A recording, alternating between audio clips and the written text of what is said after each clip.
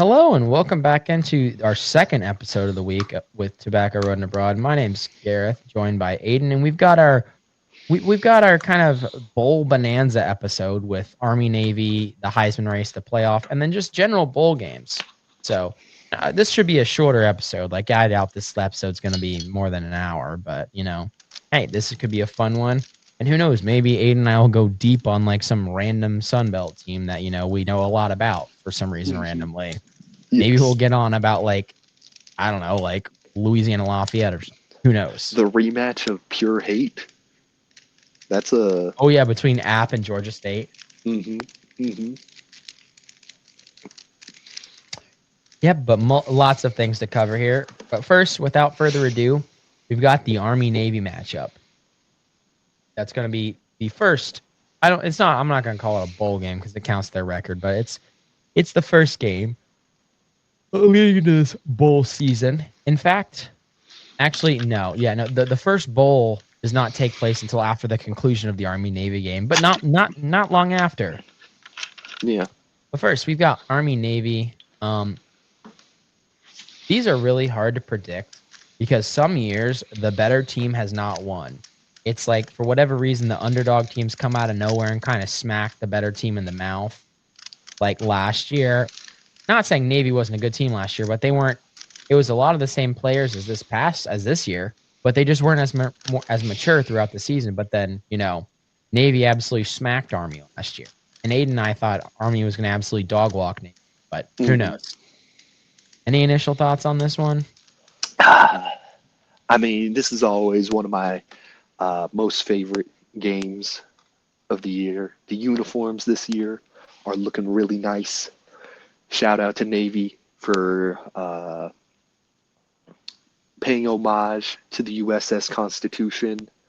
Um, Game is in Baltimore. It's gonna be forecast is saying slightly cloudy, not too cold. 46 degrees at kickoff. Um, this might be a little bit of my bias showing, but I'm always gonna lean a little bit more into Navy. Just like them more as have family ties to the Naval Academy, and hopefully I'm in the process of signing up for Navy OCS, so I'm a big Go Navy, beat Army guy. But Blake Horvath uh, has had a really proficient year with rushing for 1,040 yards, 14 touchdowns. Has been pretty had some has a little bit of more proficiency in the passing game than most Navy quarterbacks, throwing for 1,390 yards, 9 touchdowns, has 5 picks. But usually, if a service academy is passing, it's going to be 50-50. But want to highlight Cale Helms from Army.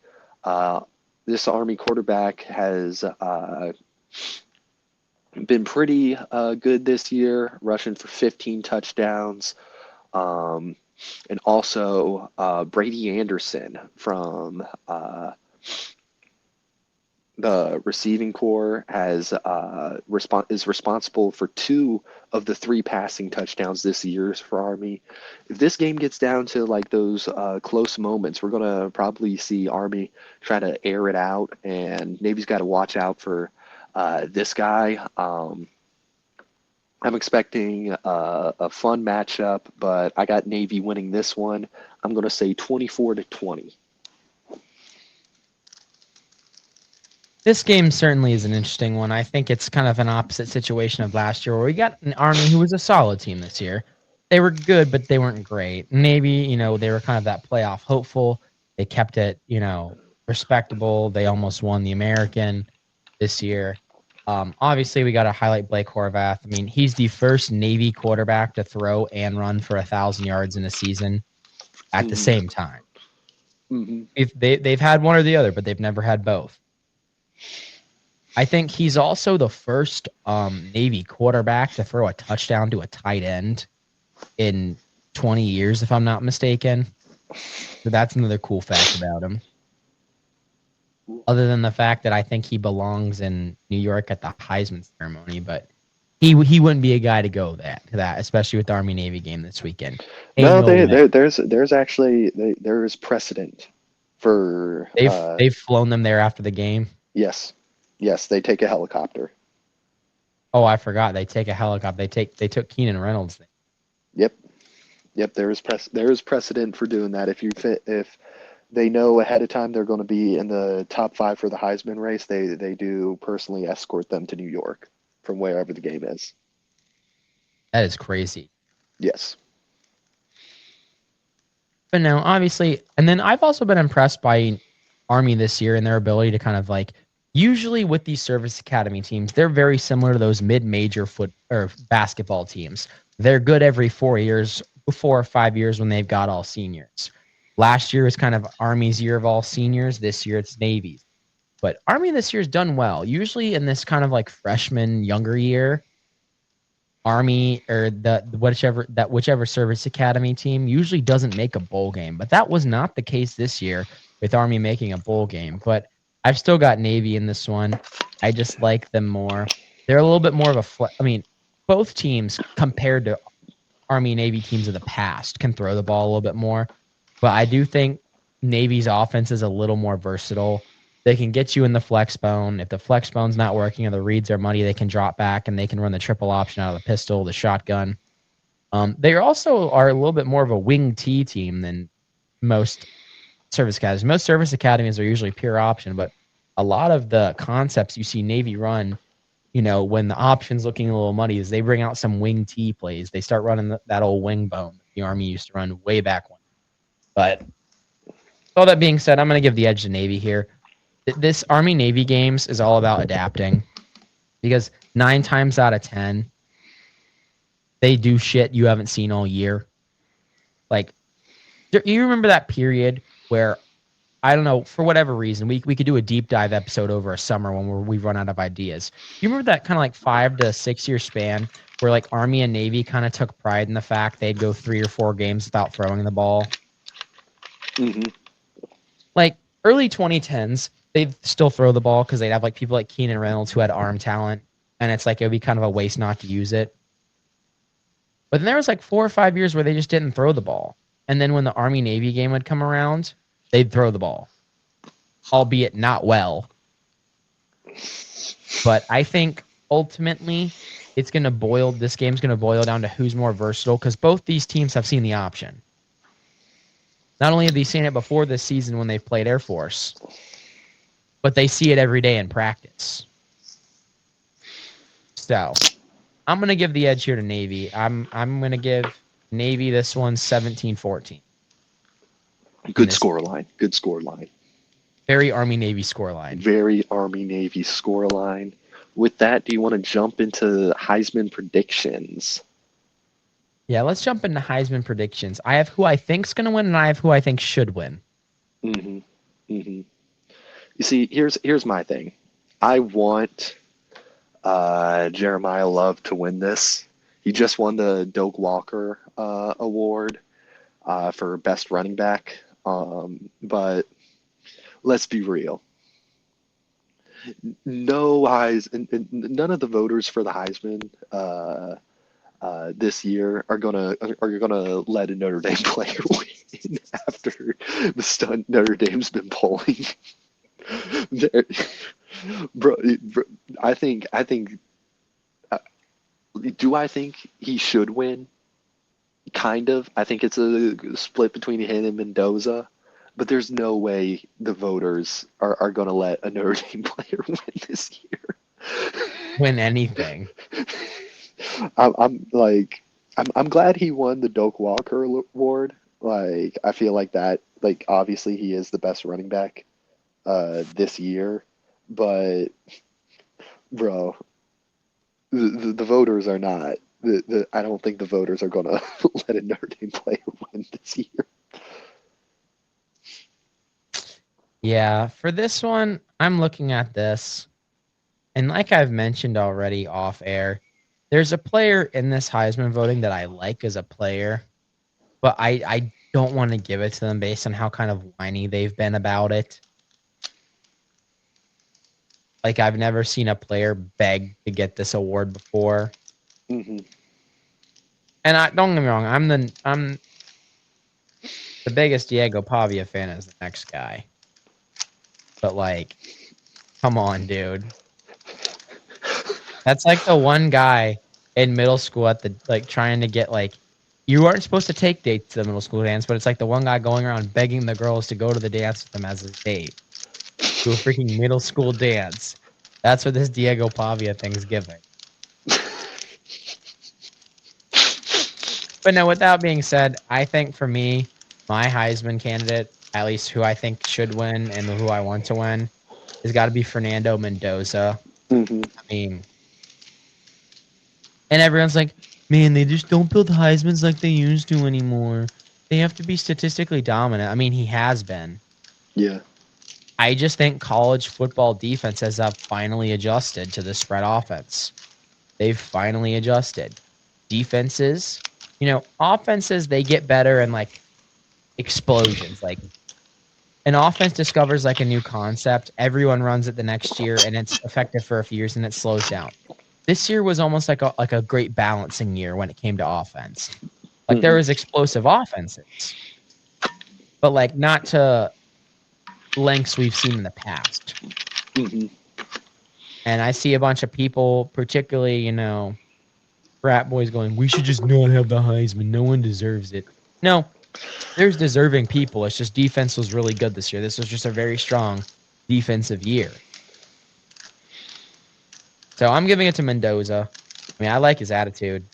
I mean, his interview about the Big Ten championship game says it all. I mean, he cracked me, no pause. That's a football hit. I'm a football player. I love this man. Yeah, he's like, I mean this in a good way. Like it's going to sound that way. He's a goofy dude, and I like goofy dudes.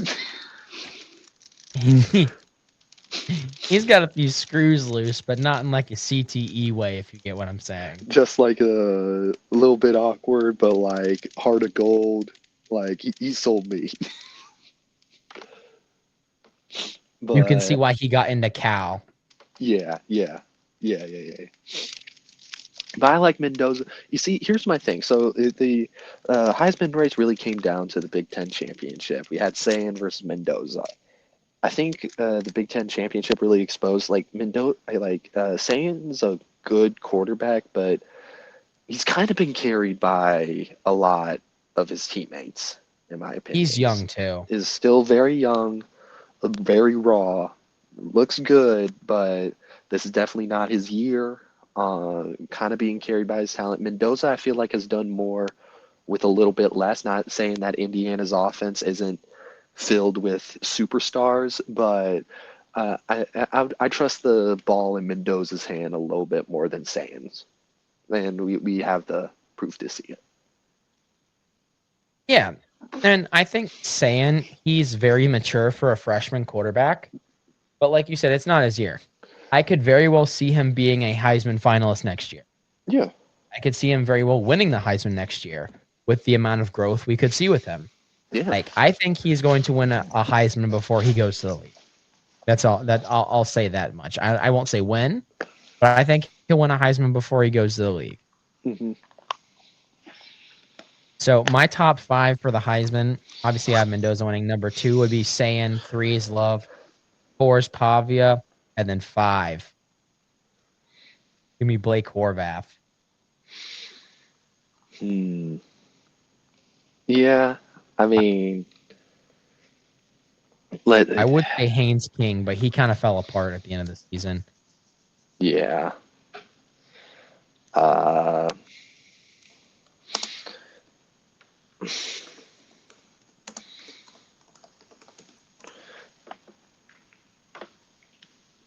I guess when it comes to me, hang on, let me pull up my list right now. Like, I would have Mendoza at number 1. I would have Love at my number 2. Uh, I guess for so Mendoza, Love, Sayan. For I would say, hmm,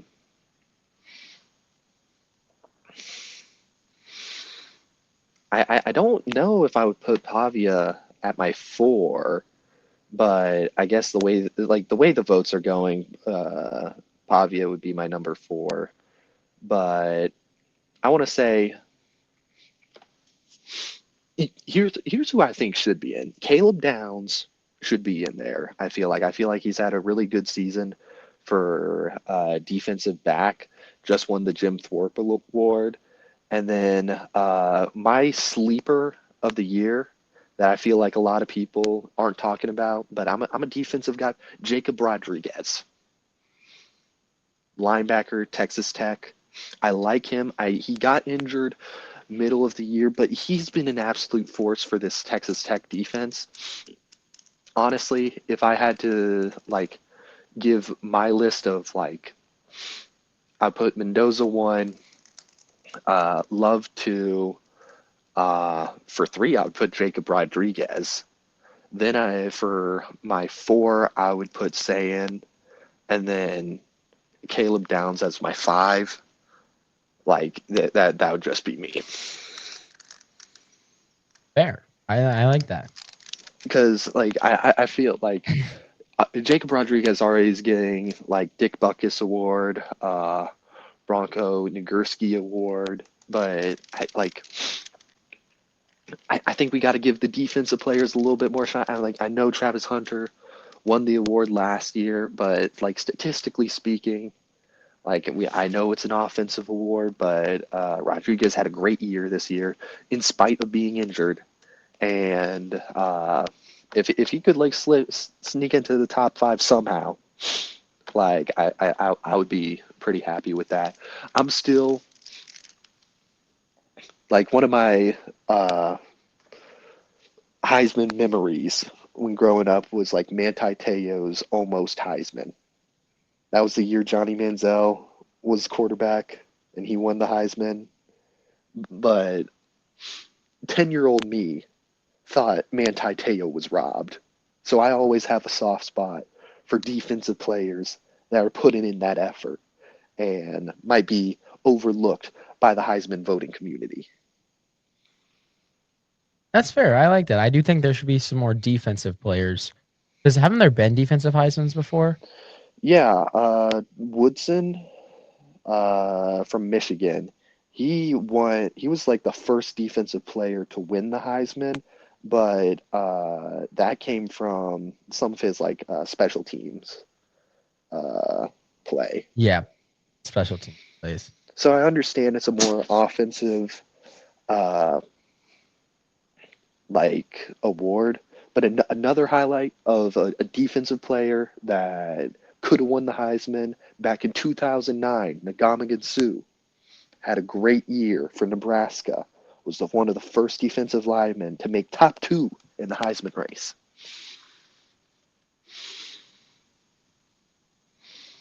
Oh, yeah, I agree. I like seeing defensive players on there. It's a shame we don't see a whole lot of them anymore. Mm-hmm. Probably not going to happen, but if you put a gun to my head, put Caleb Downs maybe at that 5 and try to fit Jacob Rodriguez in there, because I feel like they have contributed to their team a little bit more and to the production of their team as opposed to a Julian Sayin or a Diego Pavia. In my opinion. But anyway, let's head over to this college football bracket. Do you want to just give our rundown of how we think this playoff is going to go? Yes. So I am very, very, very kind of torn on only 2 of these games, which, whatever. The interesting thing about this playoff is 2 games are being played in Miami. We've got the Orange Bowl and then the National Championship. Mm-hmm. are both being played in Miami. So, that being said, I'll get into my first game. Oregon, James Madison. I'm just looking at the bracket. I'm not going in I'm going in order of top down the bracket. I'm not going in We'll go through chronological order. Garrett's bracket first, and then we'll go through mine, and then we'll compare near the end. I'm not going to intervene, but just do your rundown. I'm going to start with how I filled out the bracket on an app, but my national championship I'm still back and forth on. Mm-hmm. I think I'm starting with a game that I think is going to be a lot closer than everyone else realizes. Oregon, James Madison. I'm still giving this one to Oregon, but I think James Madison is going to come out with a chip on their shoulder. There's been a lot of hate towards James Madison in the media just for literally existing. So I think they're going to go out there, and I think they're going to go make a name for themselves. After that, another first round game, Oklahoma, Alabama. This game is another one I'm kind of torn on, but there's all sorts of reports saying that what's this? Why am I blanking on his name?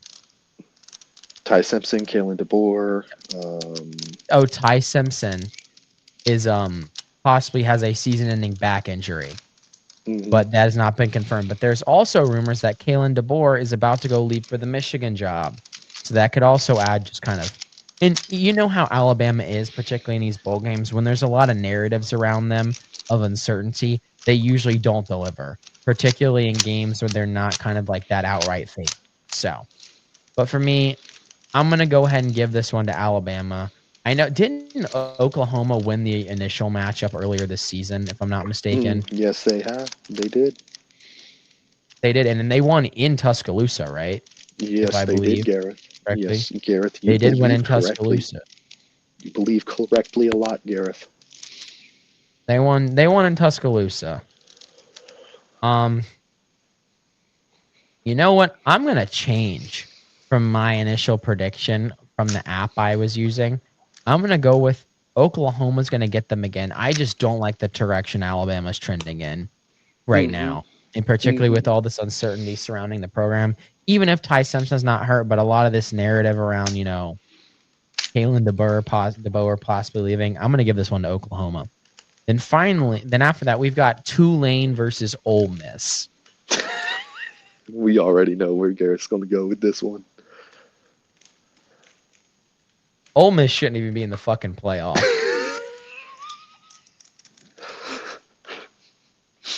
I'm just saying, you're missing a key part of your team here. And I know we talked about on the last podcast, well, that's the 4-team playoff logic. Well, cool. Nothing's ever consistent with these fuckers. These playoff people. You could take a group of drunken frat boys and you get more logic in a fucking ranking system than the goddamn playoff committee. With that being said, Ole Miss doesn't deserve to be there, but it's not going to matter because they're losing first round. Give me BYU and Tulane taking down Ole Miss. Gareth, it's final Tulane first now. Round game. Oh yeah, Tulane. I'm sorry, Tulane. After that, there's Miami, Texas A&M. Not chronologically. This is actually, I believe, the third game chronologically out of the 6. But this is the bottom one on my screen. So we're going that way because I feel like it. Yes. I really don't know how to feel about either of these teams. I think they're good. Both these teams are good teams, but not great teams.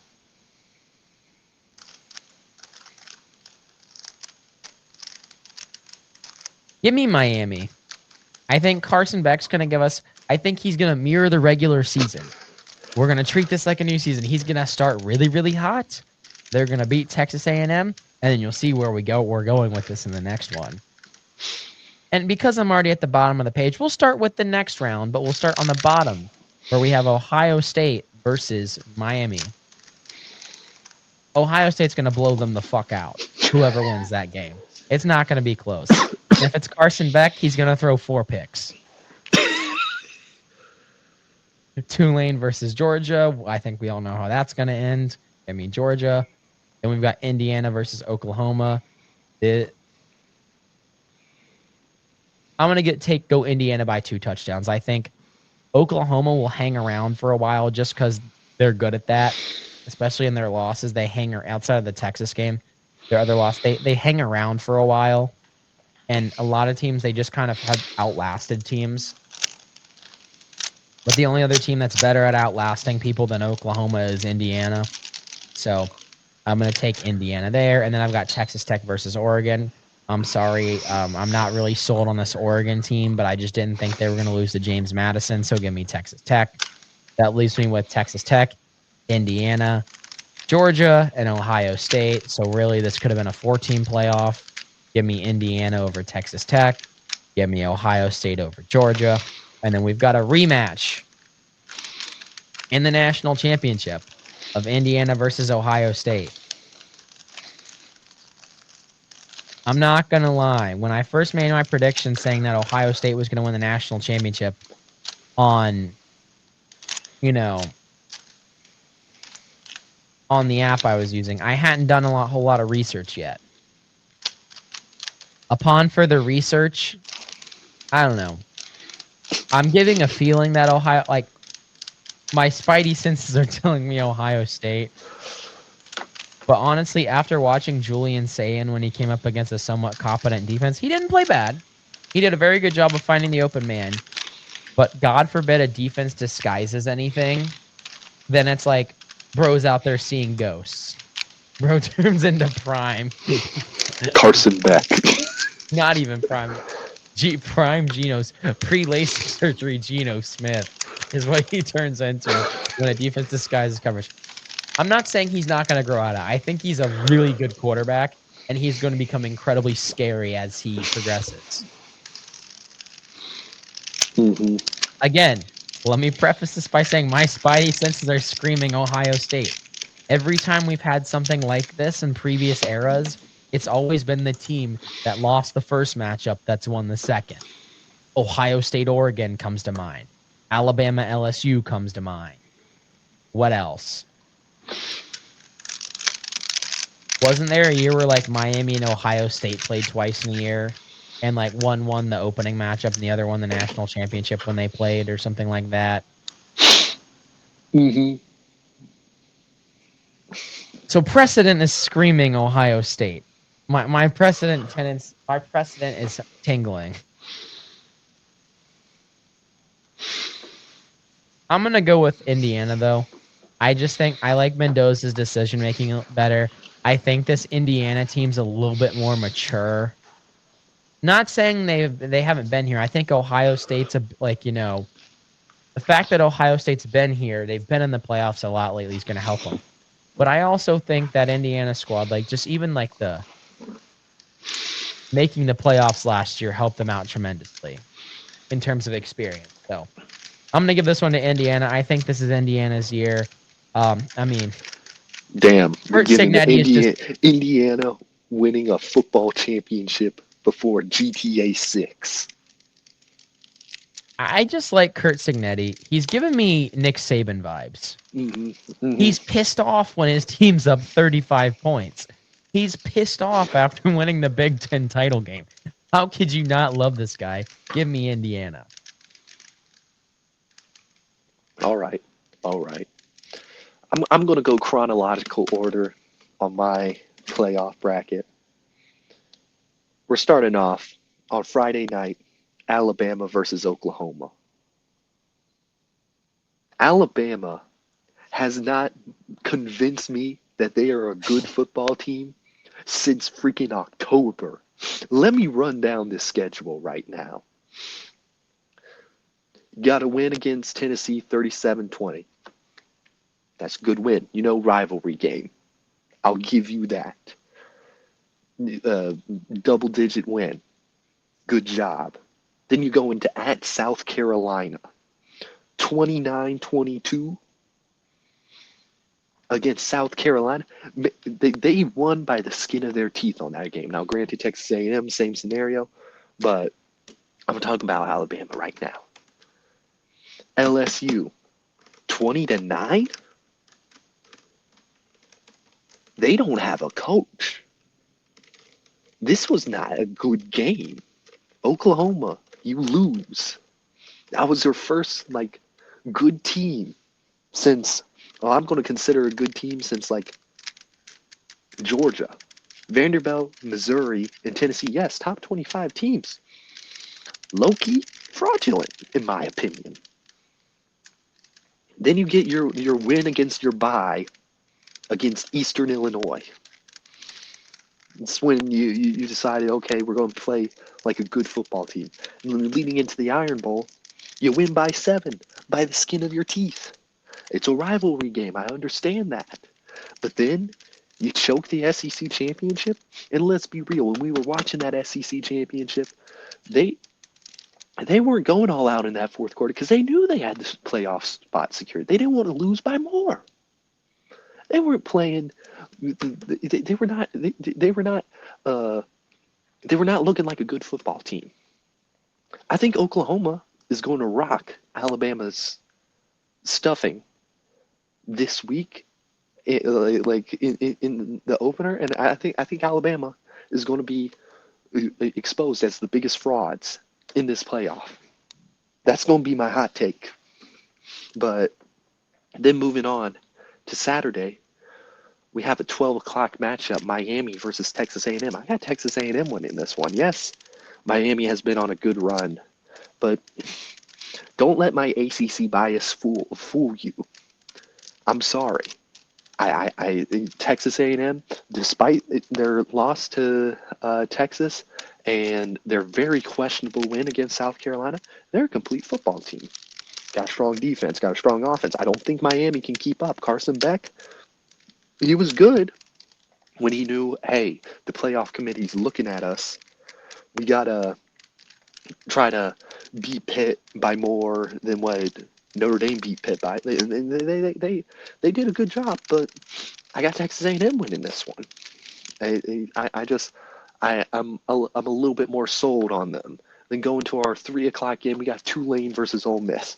Now, I don't know what Ole Miss we're going to be getting right now. Because, number one, Bad I think miss. That's Ole Miss and Oregon, in my opinion, are kind of like two sides of the same coin. Like, easy matchup first round of the playoffs, easy on paper. Kind of, but haven't really wowed me during the regular season. Looking at Ole Miss's schedule, I mean, got a good win against Oklahoma. And no other game has really excited me when it comes to their wins. Nothing else has really wowed me. And now you lost your head coach. I don't know what morale we're going to be getting, but I got Ole Miss winning, but I'm putting my money on Tulane to cover the spread. This 17.5-point spread, I think is going to be a little bit disrespectful. I know the first round, like the first iteration of this matchup, we had Ole Miss blowing out Tulane, but I don't know. It's a playoff. Things are going to be a little bit weird. I got Ole Miss winning by a touchdown. Then I got Oregon versus JMU. Oregon, I'm a little bit more sold on. They got a good win against USC, and when I've had true questions about them, like they've risen to the occasion. So I got Oregon winning this one. So really, no real surprises going into the first round. Then let's see, looking at our New Year's Eve slate, we have Texas A&M versus Ohio State, and that's going to be our New Year's Eve matchup.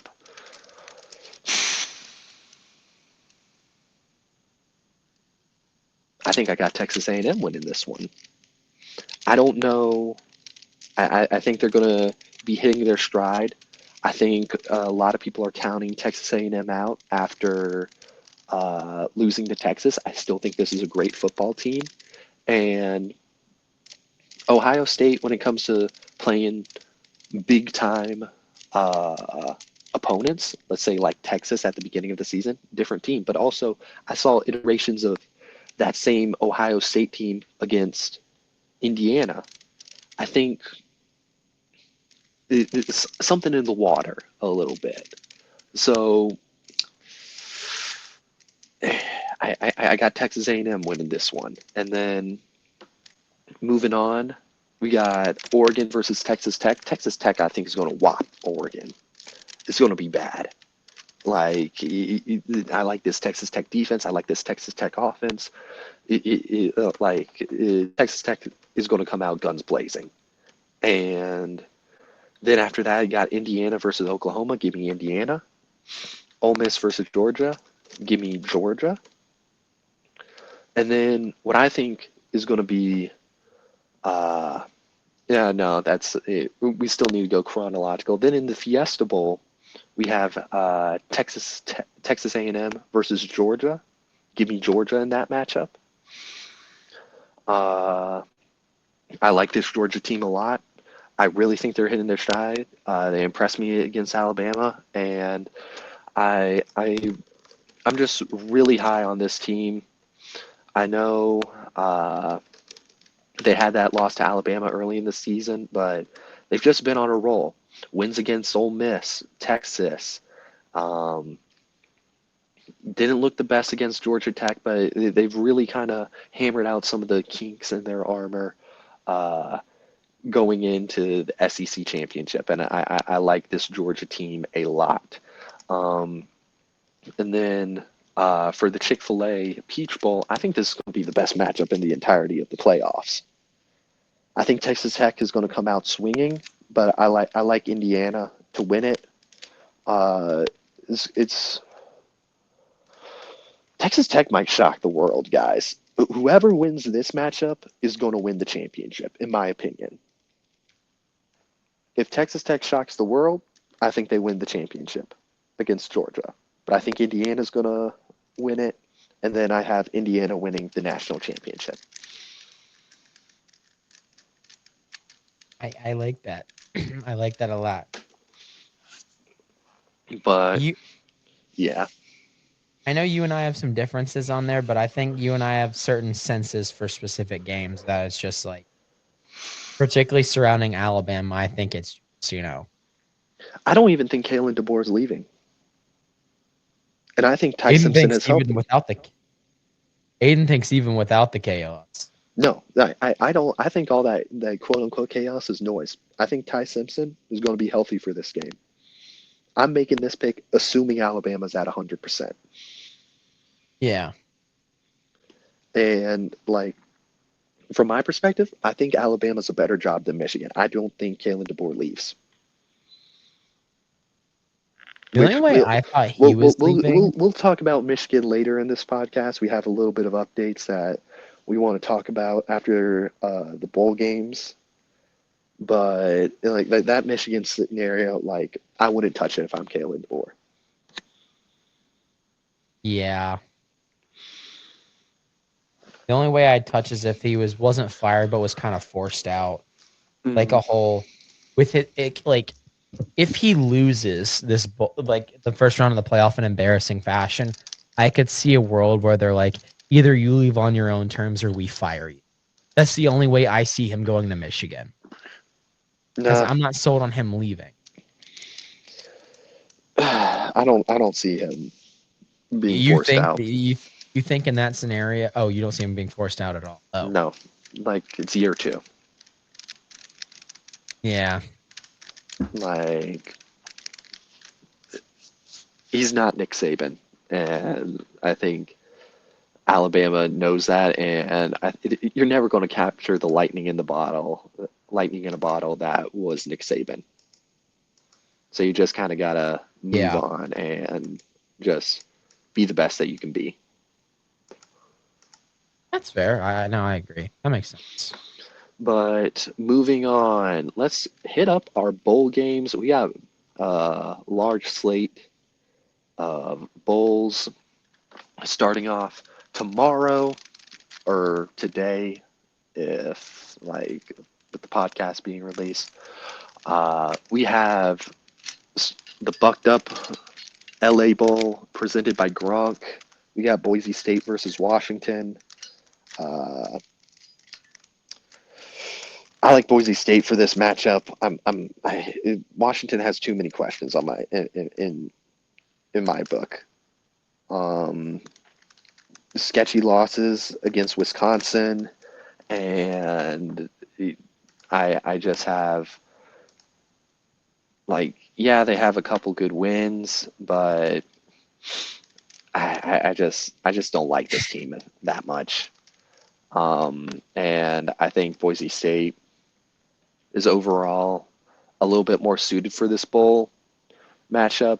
I like their offensive attack. They've done pretty good trying to recreate an offense post Genty world, and I got Boise State winning this one. Not a lot of opt outs either for Boise State. Mm-hmm. So I'm going to go with Boise State here as well. Does it have to do with they ran the Maryland Eye a week ago? All right, picture that back at the barnyard meme where the cow goes, perhaps. Perhaps. Give me Boise State. After that, we have the IS4S Salute to Veterans Bowl, where we have Troy versus Jacksonville State. I like the rushing attack of Jacksonville State a lot. Cam Cook has rushed for 1,659 yards, 16 touchdowns. This is a very dangerous Jacksonville State offense, but I really like for Troy. I like their first half appearance against James Madison. Kind of got away from them in the end, but this is a good Troy team. But I'm going up. I'm going against what the matchup predictor has. I think Jacksonville State pulls off a win against Troy. I'm going to have to disagree. I'm going with Troy here. I just think their defense is too good. They Mm-hmm. were one of the few teams that were kind of able to keep James Madison in check outside of like the Power 4 opponents that James Madison had. And it was that defense that ultimately kept them in the game as long as they did. I think that's going to be able to kind of shut down, particularly that James Madison rushing attack or the rushing offense by Jacksonville State. But I will say, at times their rush defense against James Madison looked suspect. But I think that's because their entire like focus was on that James Madison passing offense, and they're like, because their passing game is just incredibly hard to stop. So they were selling out to that, particularly with a team more like Jacksonville State, who I don't want to call them one-dimensional. I will say they are a very run-first team. They are a very run-first team. Their quarterback, Creel, he can throw the ball, but they don't throw the ball that often. So, neither does Troy, but, I'm going to take Troy here. I just think their defense is too much for Jacksonville State, so give me Troy. After that, we have the Cure Bowl. We have Old Dominion versus South Florida. This one, to me, is going to be the tale of two quarterbacks. Now, granted, with everything that I see, I don't know if there's going to be any opt-outs. There is. Byron Brown's not playing. He's coaching. Which I think is an interesting take. I think that's an interesting approach. Mm-hmm. So, Brown's going to be out. I really like Colton Joseph for Old Dominion. In my opinion, like him and Brown are pretty similar quarterbacks, and I would have loved to see this matchup between the two. Joseph's got 2,624 passing yards, 21 touchdowns. Brown has 3,158 passing yards with 28 touchdowns.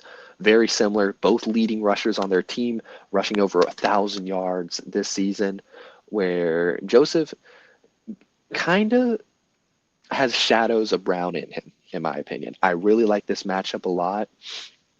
I think with South Florida, they've just sometimes have lost some real kind of head scratchers. That loss to Memphis had me a little bit confused, and I would have thought their defense would have held up a little bit better against Navy, allowing 41 points. But this should be a very interesting matchup. But you know, my gut is telling me South Florida, but my heart is kind of leading me towards Old Dominion. I might say, you know what, screw it. I think Old Dominion wins this one. I'm gonna go with Old Dominion as well. I feel like Byron Brown, while obviously Joseph is incredibly vital to Old Dominion's success, I think the fact that Brown is opted out is not gonna go in their favor here. Yes, at times I think Byron Brown has been he not only has been the entire offense, but on days where he wasn't able to get it going, their team just kind of fell stagnant. Hmm. So, but just because Brown's opted out, I know he's going to be on the sideline coaching, but we don't know what that means. We don't know what that's going to look like. I know they did lose their coach, so maybe it could be like NC State last year in the bowl game where they had former players come back and were like position coaches. So he could be like the position coach or like some form of coordinator, but I don't know. But I'm going to give this one to Old Dominion. After that, we have the 68 Venturas Bowl with Louisiana Lafayette playing Delaware. Um,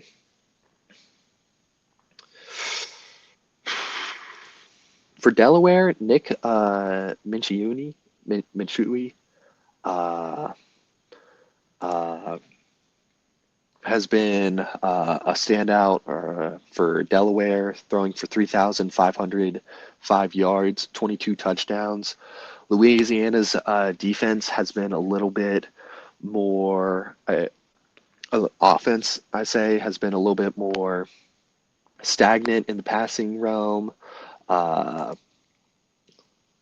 Winfield has thrown for 10 touchdowns, 6 interceptions. Uh, Rushing attacks from both these teams are pretty similar, and it's interesting seeing Delaware make their first bowl out of like in FBS play, but I got Louisiana.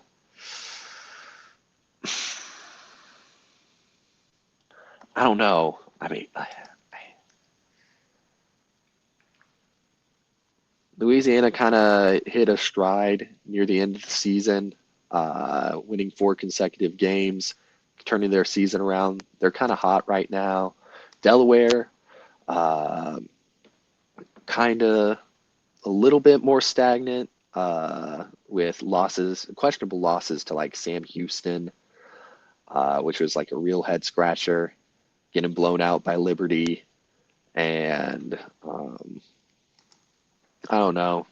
I think I might just have to go with the matchup predictor on this one and to say Louisiana wins it. I don't know if Delaware is going to be ready for bowl time.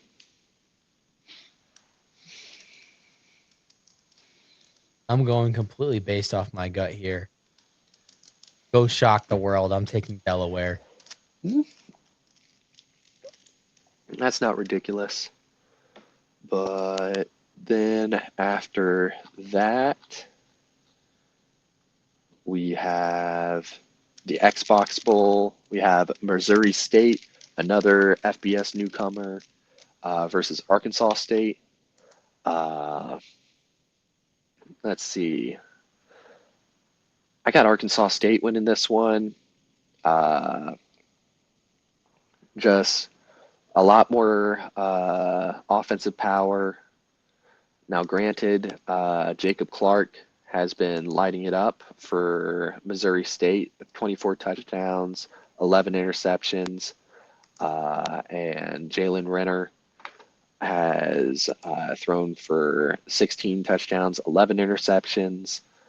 Renner does have the advantage in passing yards, The rushing attack for Missouri State has Shamari Lawrence, who has rushed for 7 touchdowns and 964 yards. I'm excited to see this receiver duel. Jermaine Robinson from Missouri State has 536 receiving yards. But for Arkansas State, Corey Rutger has been a reliable go-to target with 866 yards receiving and 3 touchdowns. I expect him to be making big plays, especially in the middle of the field and third down situations. And I think I'm going to have to give this one to Arkansas State. I'm giving this one to Arkansas State as well. Missouri State's going to be without their head coach. Their head coach took the opening at Coastal Carolina, and assistants will be stepping up and stepping into place. I do like Missouri State as a team. I find, obviously, Clark, their quarterback, I find impressive. Lawrence, their running back, I've also liked as well. They do have dogs all over the field, and they were able to compete at a high level this year despite just moving up. But I'm still giving this one to Arkansas State. I think they've got a little bit more experience, especially with Butch Jones being at the helm. So I'm going to take Arkansas State. After that, we have the Myrtle Beach Bowl with Kennesaw State versus Western Michigan. I'm actually pretty excited for this matchup. Kennesaw State, Conference USA champions, have absolutely turned their program around this year. Amari Odom has had a standout year with 2,385 passing yards, 18 touchdowns. But I really like the quarterback for Western Michigan leading passing and rushing yards this year, Brock Lowry. He's a dual threat guy. I think Western Michigan might be winning the line up front, the war on the line up front. But something about this Kennesaw State team, I really like them a lot. I have them winning this matchup. Yeah, this Western Michigan team, they run kind of not. I don't want to call it an option-inspired offense, but they do have a lot of option within that offense. Lowry has been very impressive, but like you said, there's just something about this Kennesaw State team. Odom, they've just found ways to win this year, and this kind of seems like just their year. Considering their last 2 years, this has just got to be their year. Like It's just the way it's felt. I mean, they hung on against Wake Forest. I honestly thought they were going to win that game. You know, obviously they got kind of smoked by Indiana, but outside of Ohio State, who hasn't been smoked by Indiana this year, and they lost to Jacksonville State in a close one. I'm giving this one to Kennesaw State. I've got a good feeling about them. So give me Kennesaw State. After that, we have the Gasparilla Bowl, NC State versus Memphis. Gareth, you want to take this one? I'm gonna start off. I mean, I know NC State's track record in bowl games hasn't been as good lately, but when looking at Memphis's schedule, if you look at the games they've struggled with, it has been teams that have ran well between the tackles. And what has NC State been doing exceedingly well in the back half of the season? Running between the tackles. Yes, they have C.J. Bailey in the pass game. That's always going to be impressive to watch, but the combination of Hollywood Smothers and Jaden Scott, just kind of, if you Aiden will get this reference, kind of a bip and bam. You know, you've got Hollywood Smothers, who does have some power and does, you know, get a lot of yards after contact, but he's more of kind of the speed guy. He's more of like your quick jab when you're fighting.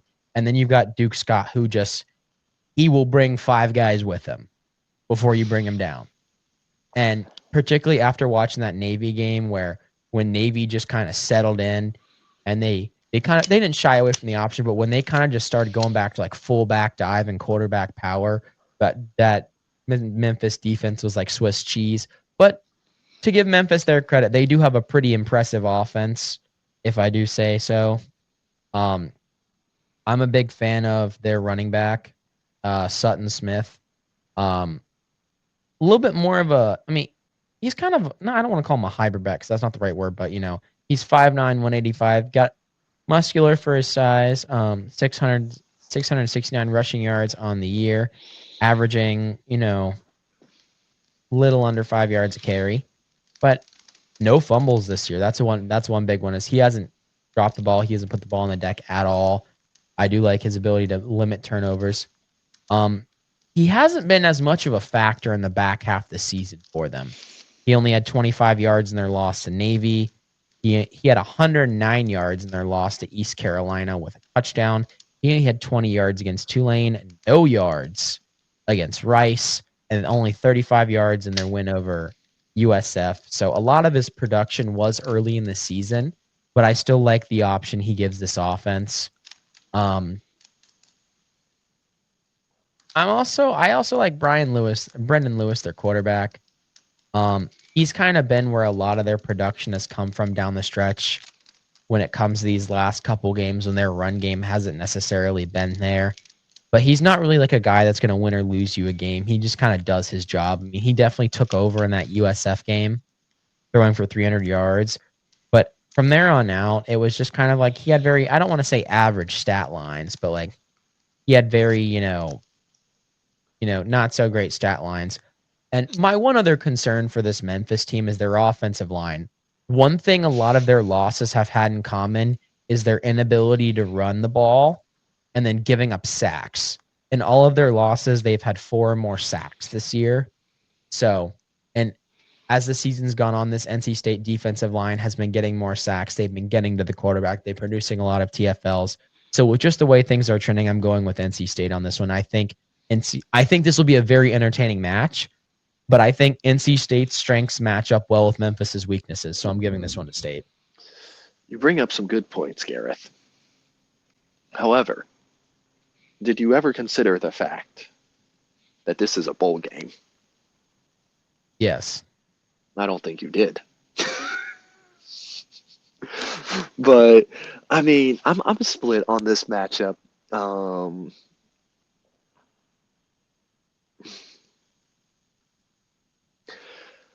I like CJ Bailey a lot. I like Hollywood Smothers. This rushing attack from NC State is deadly. Like you said, bip and bam. We got good production coming on from both sides. On paper, I feel like NC State has the all the makings to win this matchup. It's just I'm trying to get over the mental hurdle of how NC State's going to come out at the beginning of this game. I feel like that's going to be very telling. Are we going to be getting good CJ Bailey, or are we going to be getting bad CJ Bailey? Are we going to be Aggressive getting Dave? or Aggressive Dave? Aggressive Dave or or conservative Dave? yes. And honestly, like in a weird way, if I'm an NC State fan, I want Memphis to kind of come out swinging a little bit so we can get some aggressive Dave going. Because I think a very real possibility of how this game goes. NC State goes into half leading, and then we start seeing some tomfoolery, if you will. Dave tries to Some run the clock out with 11 minutes left in the third quarter. Yes. You see what I'm saying here. Let's put Hollywood Smothers in some situations where he needs to be the big body that runs people over, where he's not that type of running back. If you understand what I'm saying. Yeah. Yeah.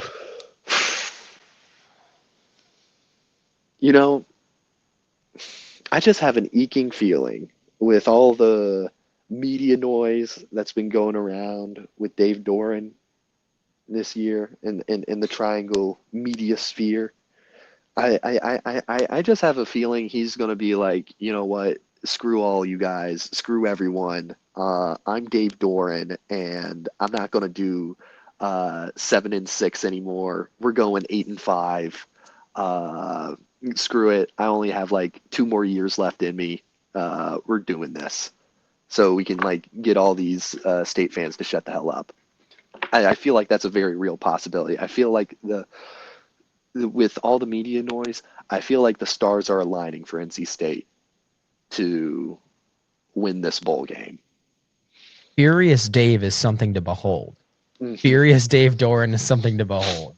Yeah, but we'll see. I'll give this one to State, but I'm gonna say State. But if I had to rank how confident my predictions are on a scale from like, if I had to rank every single bowl matchup and who I thought was going to win, I'm going to say I'm least confident in State winning this one, but I still think they're going to win. So take that as what you will. Maybe that's good, maybe that's bad. Gareth, you're doing better than me. None of my teams are in a bowl right now, so for a variety, for different reasons. For a variety, for different reasons. Bro, the only silver lining that I had was like, you know what? At least regardless of what happens, I will be watching Notre Dame this postseason. Nope. I didn't even know that was on the table.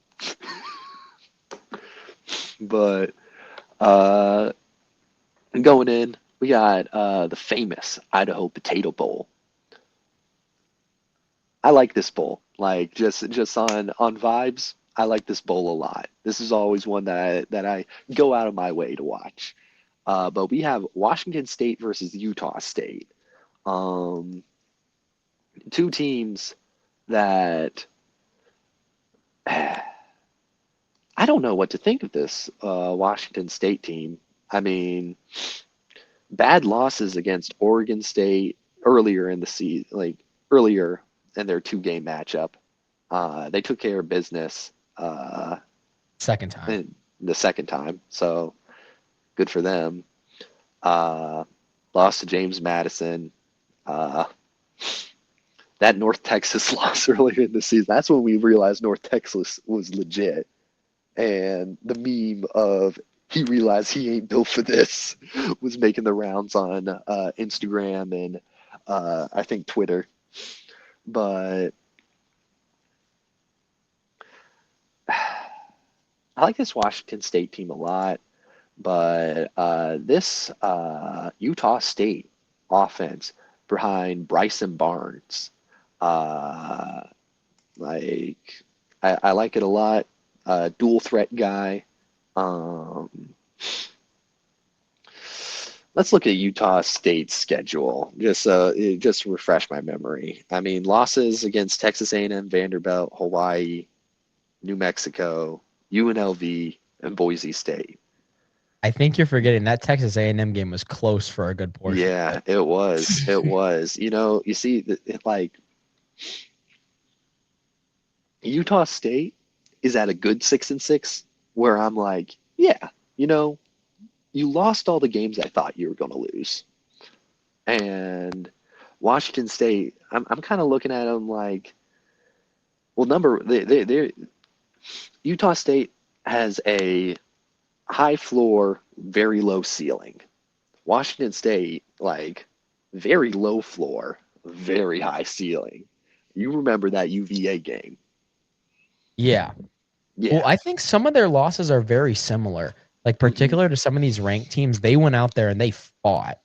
Yeah. Which I think this is why it makes it such a good bowl matchup. Is not all of their losses, because I will say Washington State did lose some games they shouldn't have. Yeah. But I think the majority of their losses or losses that fan base should be proud of.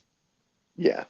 Or like losses in context, like we didn't realize what North Texas was at that time. Yeah. Now it's we didn't realize what James Madison was at that time. No, the James Madison loss happened. Is that recent? That was more recently. JMU, that was like 2 weeks. That was at JMU. That was like one of the wins that got JMU back into the top 25. Yeah. Yeah. You know, give me Utah State in this one. I got a feeling. I like Bryson a lot, and I don't know, just something about them seems like a little bit more like the safe pick to me, despite matchup predictor saying otherwise. Yeah. Um, I will say Utah State is the more consistent team, if you will. Like you brought up, they beat who they're supposed to, they lose who they're supposed to. Washington State's similar in a similar vein, but they also lose to people who they're not supposed to. Mm-hmm. But I don't like inclusivity in losses, so give me Utah State.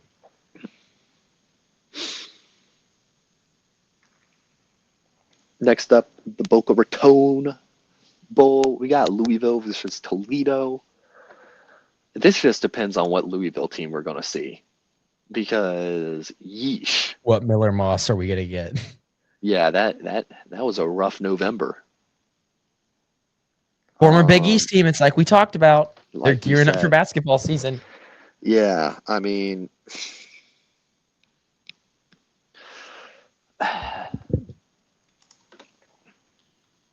but there's no way Louisville loses to Toledo, right? I don't know. This could be like, Right. I don't There's know, no way Louisville loses to Cal and gets bumped out of the ACC championship. Right. right? Right, guys?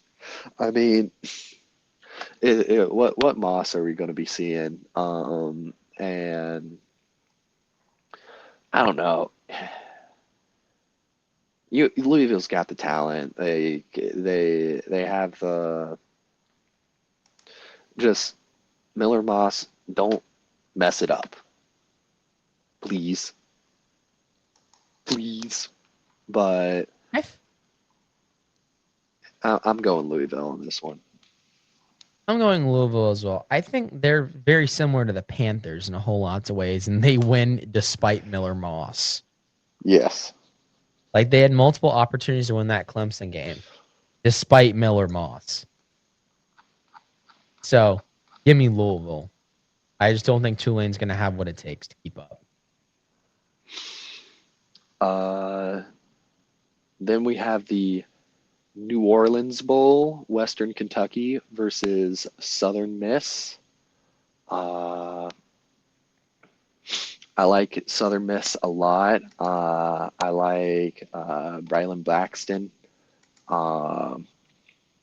23 touchdowns, only 7 interceptions off of 2,796 yards. And Jeffrey Pittman is a lethal running back with 8 touchdowns, 640 yards rushing. And look out for Elijah Metcalf for Southern Miss. Western Kentucky, they got a playmaker in Matthew Henry. But on the defensive side, let me give a highlight to Jamon Tapp for Southern Miss this season. 7.5 sacks, 18 solo tackles. Uh, he's been a real game changer for Southern Miss. I just think Southern Miss has an overall more complete team, and I have them beating Western Kentucky. This game's an interesting one for me. Western Kentucky, very much, they've beat who they were supposed to beat, lost to who they were supposed to lose to. Close one with LSU. But that's not saying a whole lot right now. I really like the Southern Miss team. I mean, this is basically the Marshall team from last year, but they all hit the portal.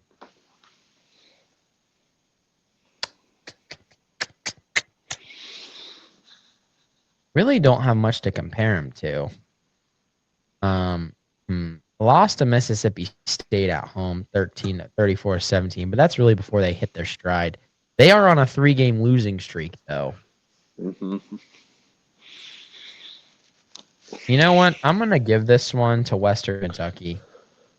I think I'm just going to give it to them here. I know, Southern Miss has the more dynamic offense, but I think Western Kentucky, at least when it comes to results-wise and product on the field, I think they've got a little bit more consistency about them. So give me Western Kentucky. After that, we have the Scooters Coffee Frisco Bowl, UNLV versus Ohio. I've been on UNLV this year about how I think they're kind of fraudulent. Not a very convincing team, in my opinion. But looking at Ohio, I wouldn't say they've done anything that necessarily impresses me that much. But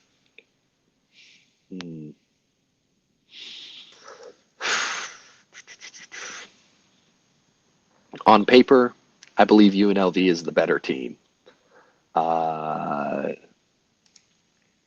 Anthony Colandrea has been pretty solid for UNLV, passing for 3,275 yards, 23 touchdowns, solid rushing attack by Thomas.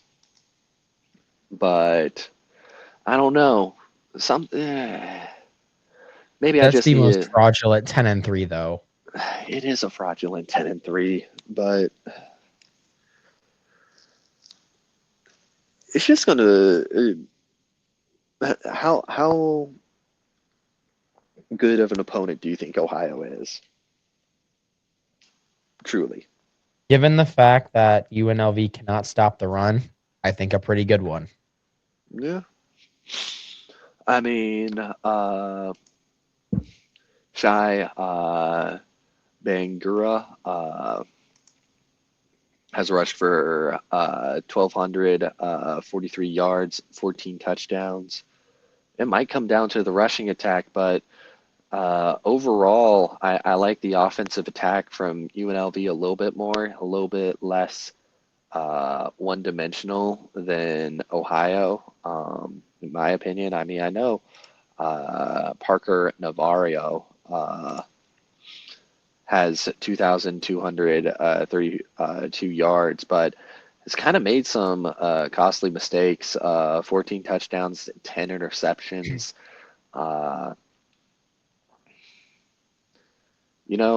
Give me Ohio in this one.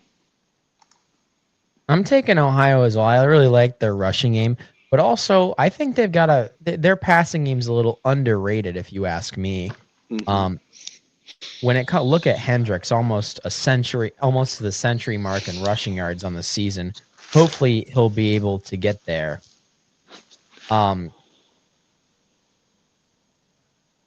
They don't. I know you said they can be a little one-dimensional, and I agree, but no, just something I feel about. From what I've watched from UNLV, their offense just seems kind of gimmicky at times. Their offense can be pretty gimmicky at times, in my mind. That's not saying I don't like their offense, but I think it can get pretty gimmicky from time to time. Yeah. And I feel like Ohio is just a little bit more consistent. Yes, obviously there's the interceptions, but for me, that's just a sign of someone who is able to put the ball downfield. But don't underestimate Parker Navarro's rushing abilities. He's got 850 yards on the season on 148 carries and 8 touchdowns. So it's not just Cy Bangura on the running game. It's also Parker Navarro. But Parker Navarro, I like those stat line. He's kind of got a Jameis Winston era about him. He's not afraid to put the ball downfield, not afraid to risk it for the biscuit. Give me Ohio. After that, we have our Christmas Eve matchup of the day. always a classic, the Hawaii Bowl. We have California versus Hawaii. Man, I'm kind of split on this one. I really like this Hawaii team a lot. I know you're a big fan, Gareth. Cal has had some uh, moments where they're looking golden, and then other moments there you're just kind of looking like, oh, what the What hell? the hell? Like, upset win against SMU, loses to Stanford, wins against Louisville, loses to Virginia Tech. Like, that whole 5 game stretch at the end of the season, that was just a cavalcade of what the hell is going on. Not to even mention their first loss of the season was to San Diego State, where they get blown out 34-0. Which And Cal are hasn't we? been this Hawaii team blew out San Diego State, I'm pretty sure. Yeah, but let's not completely glaze Hawaii because they've also had some real head scratchers in there. Mainly, I'm thinking of that San Jose State matchup where they lost in an attempt for a comeback in that second half, losing 45-38. This is a very up in the air matchup, but I like Hawaii a lot. I like Alejandro. Uh, um, and I think Hawaii is going to take this one uh, in this matchup. They got home field advantage, and I always like watching the Hawaii Bowl. It should be a good matchup. They've also beat Stanford, unlike Cal. Hmm. I'm gonna go with Hawaii as well. I really like this team.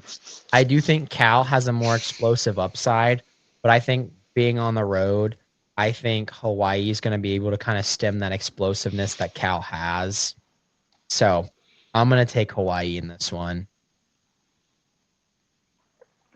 After that, we have the following Christmas, December 26th, we started hitting our stride in bowl season. We have the Game Above Sports Bowl where we have Central Michigan against Northwestern. Northwestern has been a little bit inconsistent, but I don't see Central Michigan posing a threat to them at all. But uh, hang on, sorry, 1 second. Which Preston Stone are we going to be getting in this one? He might be my contender for Jameis Winston Player of the Year award. 14 touchdowns, 12 interceptions.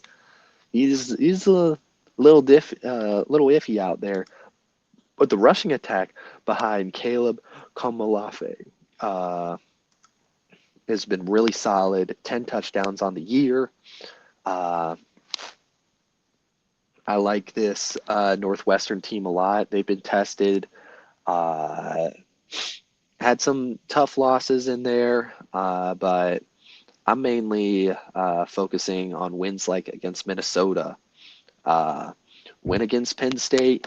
I know not technically the most impressive, but hey, like getting a win at Penn State in any year is very impressive in my book. Um, uh, win against UCLA also just one of those. Northwestern's just kind of like a team of Spoiler. a team of circumstance. You know, they've had their most impressive game, in my opinion, was their loss against Michigan. They kept that one pretty tight, but I don't know. I'm just not sold on Central Michigan at all. I don't think they have the talent to match Northwestern. I'd agree. I'm going with Northwestern as well. I think even if we get bad Preston Stone, I'm going with that. After that, we have the Rate Bowl, Minnesota versus New Mexico. You know, I just like Minnesota a little. This might just be my big conference bias, but New Mexico really hasn't stuck out. They kind of flew under my radar for the most part this year. I mean, losses to Michigan, San Jose State and Boise State, but I mean, a win against UNLV and win against UCLA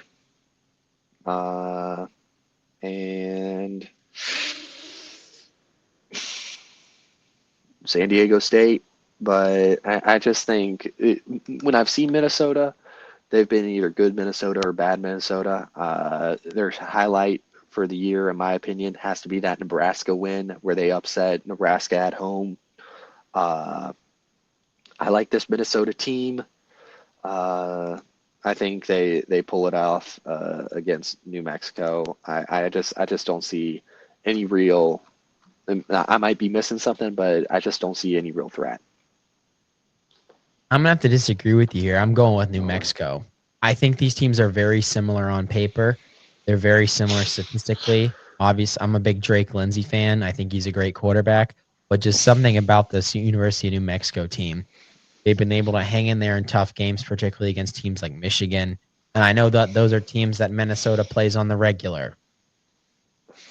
But outside of Nebraska, they didn't really hang in there with those types of teams at home or on the road. So, and you know what? New Mexico, they brought back their turquoise jerseys for the first time since the 70s. I hope they break them out for the bowl game. Give me New Mexico. We have the First Responders Bowl, FIU versus UT San Antonio. I like this UT San Antonio team a lot. Owen McCown has had a pretty stellar season with 2,700 yards passing, 27 touchdowns, 7 picks. And Robert Henry Jr. has been a force in the rushing attack for UTSA. This UTSA team just kind of shows out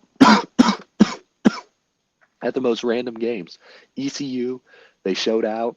Tulane, they show out.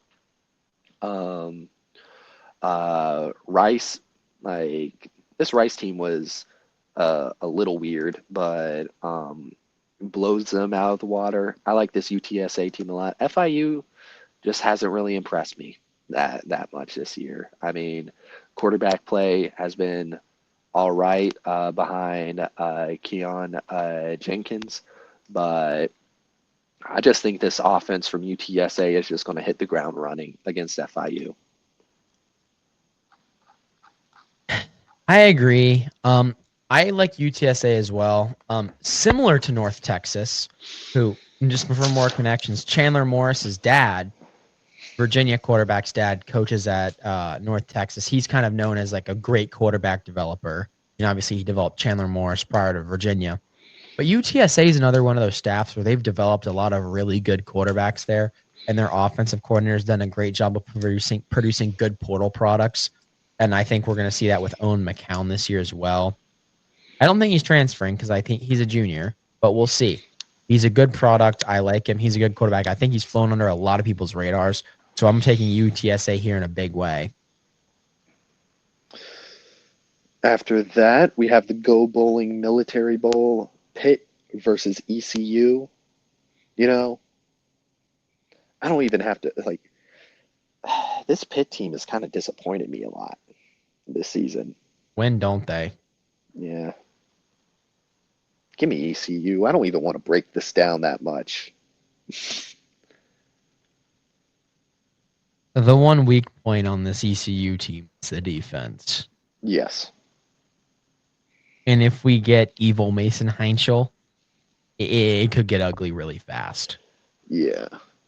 If we get a motivated Mason Heinschel, this could be incredibly ugly. He racked up 2,100 passing yards, and I believe half a season. I think this could get ugly. I'm going to go with Pitt. I think it's going to be bad. I think it's going to be really ugly. I'm going with Pitt in a big way. I don't think Pitt's going to come out motivated. And I really like this offensive attack by ECU. I don't think Pitt's going to be able to keep up, and I don't think they're going to come out motivated at all.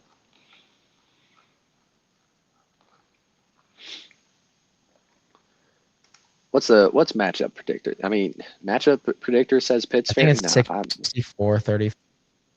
yeah, you know what? ECU is gonna shock Pitt. I mean, I'm just don't get me started on Pitt right now. But after that, we have the Bad Boy Mowers Pinstripe Bowl, Penn State versus Clemson.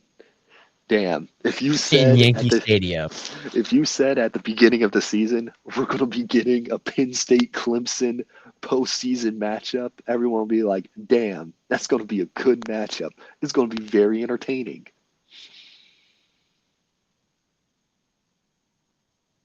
Yeah.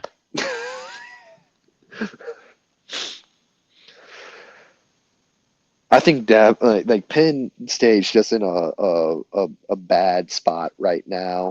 I mean, I'm glad they were able to get a bowl. I thought I was being harsh on them at the beginning of the season when I said, you know what, they might go 8-4. I think I was too kind to them. But Didn't I have them at like 6-6 or something? no, you had them at like 7-5, and I was like, Gareth, come on, be reasonable. Gareth was being reasonable. Gareth was being generous. It was being very generous. I mean, give me Clemson in this one. I mean, I know matchup like I just don't like this Penn State vibe right now. Like, I feel like Dabo's at least going to get the boys riled up, saying like, "Yo, come on, one last ride. Let's do it for the seniors." But I don't know. I mean, I respect Penn State really turning like trying to pull their season together in the latter half of the season. Like, backs against the wall, able to pull off bowl eligibility. Very impressive that they got here. I just, with all the media noise and like, just, I don't see morale being that high going into this game. Yeah. Like, yes, Clemson had a bad season, like an unusually bad season for Clemson. But Ungodly bad.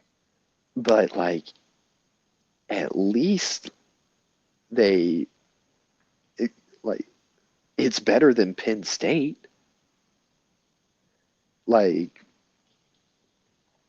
there's people that don't even want Penn State playing football next year.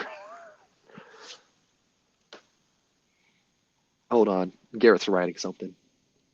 Oh no, I'm not done writing. You can continue. No, well, I mean that's all I have to say. So I'm just going to give you a little bit of time to finish writing your thoughts out. It's But not for this bowl game, but this is what I call the disappointment bowl. You know, it's being played in one of the most miserable places on earth, the Bronx. For two of probably the most miserable teams this year. Give me Clemson. Well, see, you gotta feel bad for teams like, and we're gonna go up into the Fenway Bowl next. But I'm not gonna lie, I feel bad for teams that like eke out a bowl and then, all right, your end of year vacation is an outside game in New York at the end of December. You want to play like at least with someone like the smaller bowls, like the Boca Raton Bowl. At least you get to go to Boca Raton for the holidays. That's fun. Hawaii Bowl, you get to go to Hawaii. Even like some of these smaller bowls, like Birmingham, Alabama. At least the weather's not going to be miserable. I do have a point for the Fenway Bowl, but I'll wait for us to get there. Well, I mean, make your pick and then we're there. I'm gonna go with Clemson. Yeah. So the Fenway Bowl. UConn versus Army. I will say, yes, they could go to one place, but Boston's Christmas setup is crazy. Fenway, it's a little bit of it's a hike from it walking wise, but driving wise, down near the port, they make it like they transform it like this winter wonderland. It's supposed to be snowing for like the next week and a half. You could have a really pretty Christmas vibe in Boston for this bowl game, I will say. probably miserable weather to be playing on Fenway on. Like, it's going to be miserable sitting in the stands, but who knows? I may get bored and just so happen to show up. I don't know. Who knows? I My mean, family will be up here. Who knows? All 5 of us may get tickets if it's cheap enough. That let's see outside what of NC let's see what State, ticket the prices team I are, want to right? see in person is the service academies. I Yeah. had an opportunity to go to an Army Navy game my junior year of high school or of college. I have a friend who went to West Point. He invited me to go to the game with him. Would have paid for my ticket and everything. You didn't take it? I had a paper due at 11:59 that I hadn't started, and he texted me day of.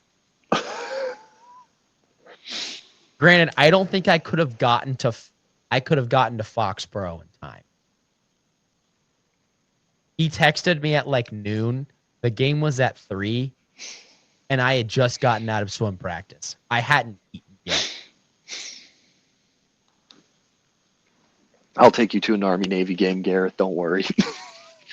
But the thing is, he wanted to sneak me into the student section. I'm like, I don't know if I want to sneak into a student section at an Army Navy game. I'm like, Bro, is that stolen valor? I'm like, that's asking for trouble. Bro, is that stolen valor? I'm like, that's asking for trouble right there. That's asking for trouble. I'm like, dude, I'd love to go with you, but I'm like, I don't want to get you in trouble, man. And he's like, bro, just wear like a coat and tie with like a heavy pea coat. I'm like, I don't own a pea coat.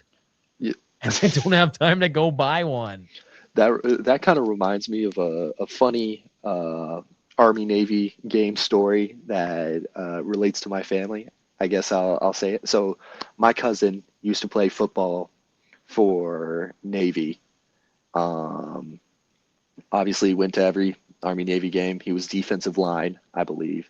Did not get that much playing time, but I believe in his senior year, he was invited up to the press box and met John McCain. And John McCain asked him if he could take his daughter out on the town. And then he was unable to because his grades basically weren't good enough. He was not allowed to leave the site of the football team.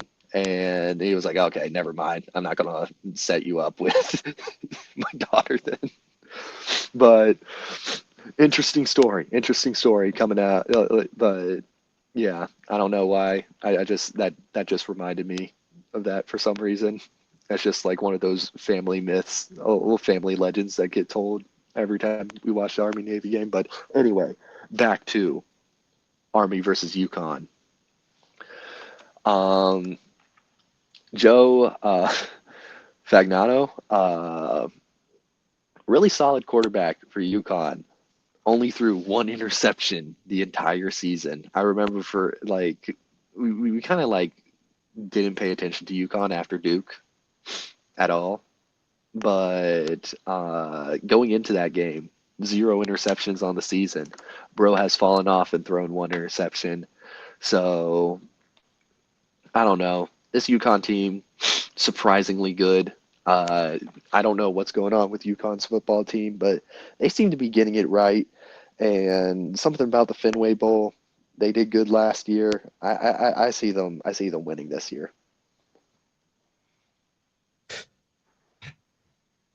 My big question for this game is Fagnano going to play? Yeah. I know their running back's sitting out.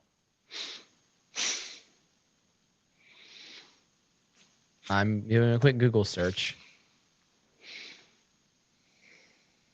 Joe Fagnano will not be playing in the Fenway Bowl, and neither will the wide receiver. Okay, give and me the Army. running back. Yeah, I'm like, I think there's a reason why Army's favored by 7.5. I think there's a reason. I'm gonna go with Army. No opt-outs, no nothing. Just plain good old-fashioned run the football. Give me Army. This team's offense is made for bad weather. It's likely gonna be snowing. Because it's been snowing for a week up here. None of it's stuck. So it's muddy as hell up here. I'm sure they've been taking proper precautions for the field because, it's a MLB stadium. They're not going to let that shit get tore up before the game. But I'm just saying, Army's built for these cold weather matchups where the weather's bad. Give me Army. After that, we have Peak Bowl, aka the Pop Tarts Bowl, fan favorite bowl for all the viewers. But we have Georgia Tech versus BYU. Give me BYU in this one. I'm sorry, Georgia Tech. They've had. I like Haynes King. I'm a Haynes King fan. If Haynes King has no fans, I am dead. But this Georgia Tech team can't just live and die by him, and especially against a BYU team with such a potent offense. Like it's going to become basically an arms race starting in that second quarter, and I don't think Haynes King is going to be able to keep up. Beckemeyer is going to be looking good, and LJ Martin is going to really complete this dual look for BYU. They're good with running, they're good with passing, and I don't think Georgia Tech's going to be able to keep up. For this game, I'm going to go with, I think Georgia Tech's learned their lesson. They cannot let games turn into track meets and arm races. They've learned that from the NC State game. They've learned that from the Pitt game. You cannot let these games turn into an absolute track meet. Like that's what's going to kill you. I think Georgia Tech's going to try and I think they're going to try and slow the game down like they did against Georgia, and that's where that gave them an opportunity to win that game. So with that being said, I'm going to go with Georgia Tech here. It's the Pop-Tarts Bowl.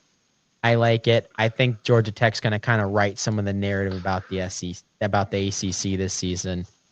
I'm not going to go off and say like a score prediction. I think it's definitely going to be close because I think Georgia Tech's going to slow the game down. I think it's going to be low scoring, but I'm going with Georgia Tech here to beat them. I just think I liked how their offense looked against Georgia. I will say the killer interception for Georgia Tech in that game that kind of like ruined it was a little bit of a push off by the defender. I wouldn't go to it. I wouldn't stay full on pass interference, but the defender did push off. So I think they're a little screwed back apart. So Droid voice. Oh, you're good. Yeah, we'll go with that. Yeah, just roll with it. But yeah, then after that we have the Snoop Dogg Arizona Bowl on the Arrowverse. When it comes to bowls that I will probably be missing, I'm not gonna lie, this will probably be one of them. I really don't know what to say about this matchup. Both offenses they exist. Yeah. Uh, Do they exist? Like, can we classify this as existing? I think this is the only one that's possibly behind a paywall.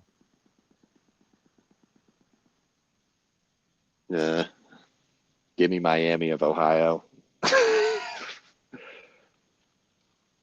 You know what? I'm going with probably the best candidate for the Jameis Winston Award. Give me E.J. Warner in the Fresno State Bulldogs. After that, we have the Tax Slayer Gator Bowl, Virginia versus Missouri. Which Virginia are we going to be seeing with this one, and which Missouri are we going to get out of it? I mean, I think we skipped a game. We did? We skipped a game with our future Heisman winner because he is playing. Oh, hang on. Let me cook. Let me get back in it.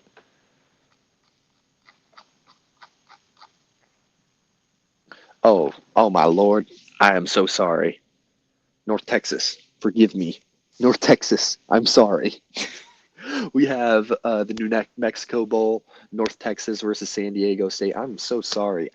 We highlighted the Snoop Dogg Arizona Bowl, and I skipped over what should be an actually very good game. I'm excited to see this North Texas team. I think they're going to whoop up on San Diego State. I agree, especially with is Drew Mestamaker playing. oh yeah, It's gonna be bad. we will it will be good. I Illegal. mean, yeah, is I got North Texas winning that one big. I do as well. Drew Mestamaker's opted in. He's out to make a name for himself. Give me North Texas. All right. Then after that, we have the Tax Slayer Gator Bowl, Virginia versus Missouri. I don't like ACC teams have not been showing up against a Gator Bowl. I mean, last year didn't we have like Duke versus Ole Miss?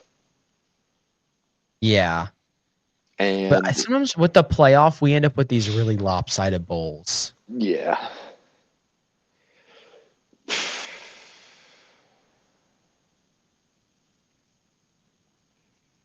Gareth, you want to take it? I I really don't know. Both of these teams were Yeah. kind of underwhelming down the stretch. I hmm know Missouri's got Bo Pribula back, so maybe Missouri. I don't know. I mean, they'd had less than convincing win over Arkansas, and they were less than convincing against Oklahoma. Like their offense outside of a few games, it's really kind of been non-existent.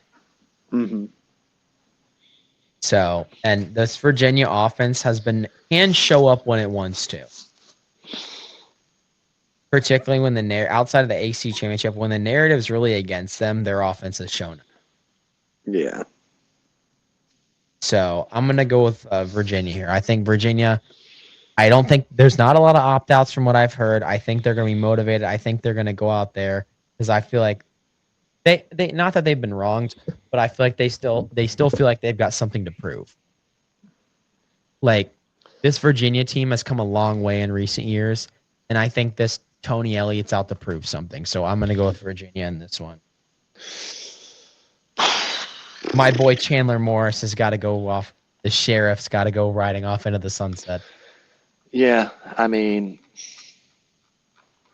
I like this Virginia team, but I don't know how they're going to be responding after losing to Duke in the ACC championship.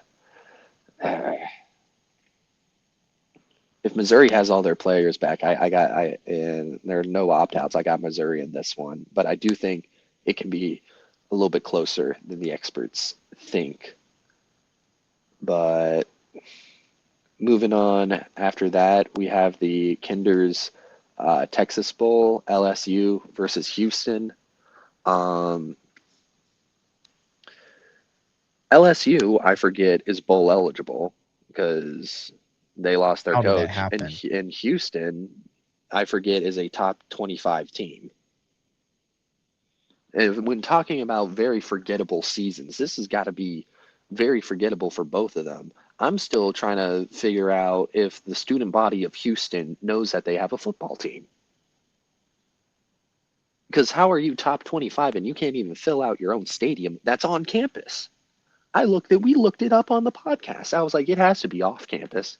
There has to be a reason why nobody's showing up to these games. It But has to be no, like an hour off campus, like Miami. yeah.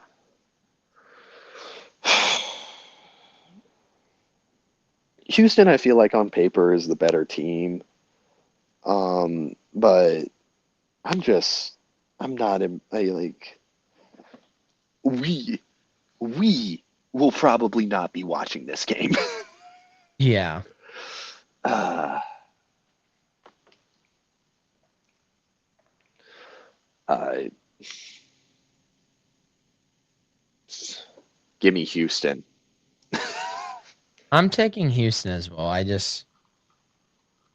We've got a team that was exposed. We've got two fraudulent teams playing each other. We've got Yeah. a team who's been exposed and a team who's not been exposed. And I know you don't normally hear someone call like a fringe top 25 team fraudulent, but they are. This is the most fraudulent top 25 team you can have. Navy has a better Uh, shot, a better reason to be in the top 25 than Houston, in my opinion. yeah, I agree. I agree. Yeah. But give me Houston. All right. Then after that, we have the Birmingham Bowl, where we have Georgia Southern versus App State. App State 5-7, but due to teams opting out or not qualifying, App State gets bumped up to bowl eligibility, and they get a rematch against their rival um, in Birmingham. I'm not sold on App State. Like, I'm glad they were able to make a bowl, but we've heard the sound bites that I make about App State. J.C. French, the fourth for Georgia Southern, has had a pretty solid season for him, throwing 19 touchdowns, throwing for 275, 2,753 passing yards, and most of them coming from Camden Brown, a very solid standout receiver, receiving 1,049 of those yards, 14 of those touchdowns. App State is going to have to put him on locks, and they weren't really able to first go around this matchup. But I got Georgia Southern winning this one. I think App State's going to get their get back. I think they're given a second chance. This team's given new life. This is this team's new life. They lost the last one in heartbreaking fashion. I think it's time for them to return the favor. Give me App State. After that, we have the Radiance Technologies Independence Bowl, Coastal Carolina versus Louisiana Tech. You give me Louisiana Tech in this one. I'm not sold on the Coastal Carolina offense at all. I don't even know how they made a bowl. Yeah. I'm going with Louisiana Tech, and I think it's going to be ugly. Give me Louisiana Tech.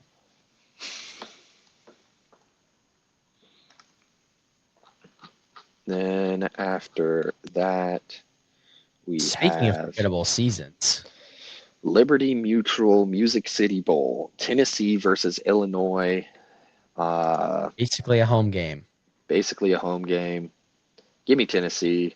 Joey Aguilar is going to have a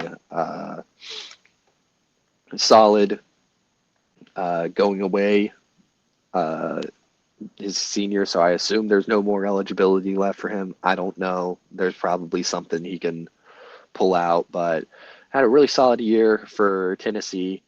3,444 passing yards, 24 touchdowns, but also a really solid rushing attack by Deshaun Bishop. I think this Tennessee team gets a solid win against an Illinois team that I'm not sold on whatsoever.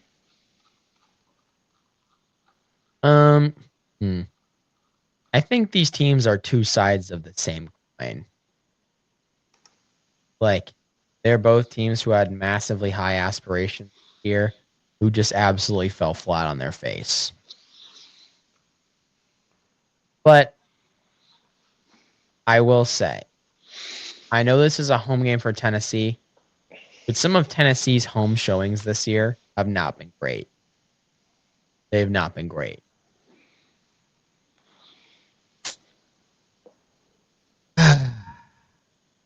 With that being said, they both have some head-scratching losses as well. However, I think I'm going to go with Illinois in this one. I've just got a feeling they played tougher competition a little closer than Tennessee did. Meanwhile, while doing that on the road, while Tennessee did that at home. And I think Joey Aguilar is going to wish he stayed at App. So, give me Illinois. After that, we have the Alamo Bowl, USC versus TCU. I like this USC team a lot. I know they've had some tough losses, mainly against Illinois uh, and Notre Dame. That Oregon game was just a mismatch, but they've proven themselves against teams like Iowa. I liked how they were able to combat the run game in that matchup, and this is mainly going to be a passing duel, and I think that's where USC is going to hit their stride. Their defense seems to do a lot better against teams that are pass heavy as opposed to run heavy. But yeah, give me USC. This bowl's interesting to me. I hate how I have to start all of my bowl research with is so and so playing in the bowl game. Stop opting out. But I will say the good news here is Josh Hoover is playing in the bowl game.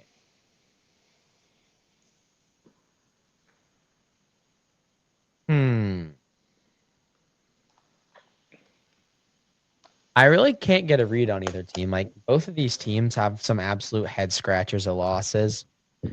I will say USC's head scratching losses are more so less the fact that they lost and more the fact the manner in which they lost, whereas TCU's more head scratchers overall. I'm gonna give this one to USC. I like this TCU team a lot. I think Josh Hoover is going to be a great quarterback. I think this team's going to mature and they're going to get even better next year. But I'm going with USC right now. I think they've got too much going for them. Now, that's not saying USC doesn't have their issues. I think at times USC, I think that number 16 ranks a little fraudulent. I think they belong somewhere like, low 20s. So, but I'm still going to rock with USC. Give me USC. After that, we got the ReliaQuest Bowl, Iowa versus Vanderbilt. I think Diego Pavia goes out swinging on this one. I think that Vanderbilt's going to be pulling out all the stops. I like this Iowa team a lot, especially their offense, but something about this Vanderbilt team, I think they're going to be ready for this bowl, and I like their chances in this one. This is an interesting bowl game. I like this matchup for a lot of reasons. We've got these two teams are quite frankly the antitheses of each other, but also the same. We've got Iowa, who runs almost kind of like still that pro style offense, but they've got an option aspect. Vanderbilt, they run a spread style offense, but have some option aspects to it as well. I'm going to go with Vanderbilt. I think Diego Pavia not winning the Heisman's going to set him off into a little bit of a busy, and Bro's just going to play out of his mind. So give me Vanderbilt. After that, we have the Sun Bowl, Arizona State versus Duke. The Disappointment Bowl, part 2. Yeah, Disappointment Bowl. Outside of Duke's ACC champion. Yeah, I mean, Arizona State has a lot of upside to it.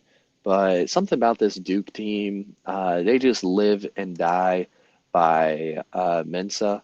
And part of it, I could see this one being just an absolute offensive shootout. The rushing attack behind Nate Shepherd for Duke does open up a lot of possibilities for Duke. But give me Duke in this one. I'm going to go with Duke in this one as well. Arizona State's issues this season have been mainly injury riddled and Sam Levitt not being able to consistently start. He has started a lot of games, but his injuries have caused him to miss games in kind of like an every other type of manner. So he really hasn't been able to build that momentum, get into that rhythm of, I'm starting every week. I can build a rhythm. I can build kind of just like a flow. he hasn't been able to do that, and I think that's going to kind of hurt Arizona State here. So I'm going to give this one to Duke. Duke just hasn't had as many injuries. This starting lineup's been playing together all season long. This Duke team, obviously, not to use a basketball reference, but got hot at the right time. Yeah. So give me Duke here. Cheez-It Citrus Bowl. We have Michigan versus Texas. Give me Texas in this one. Like, I'm sorry. I'm selling all Michigan stock right now. And I'm buying into Texas.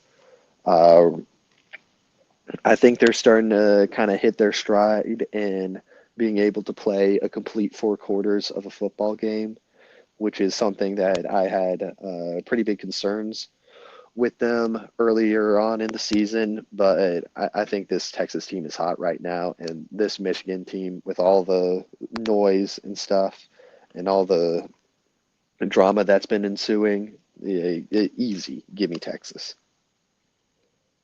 This is where my writing comes in. I think even without all the drama, all the noise, I'm labeling this. This is what I'm going to call the fuck around and find out bowl, because Michigan is going to fuck around and find out, and they were regardless in my mind, because I don't think this is a good matchup for Michigan anyways, but given everything that's going on, like you said, like I think this bowl game is going to be ugly, and I think it's going to be like Georgia, Florida State from 2023 levels of ugly, given everything that's going on. So give me Texas in this one. Yeah, but speaking of another game that I think is going to be like an absolute domination, we got the Las Vegas Bowl, Nebraska versus Utah. How is this sanctioned? I don't know. I will say this Utah team reminds me a lot of Georgia Tech. They're very similar in their style of offenses. I do think Utah's a little bit more explosive, but I'm taking Utah in a big way here. Yeah, Utah wins big in this one. Is I Nebraska right now is going to be shooting fish in the barrel for Utah.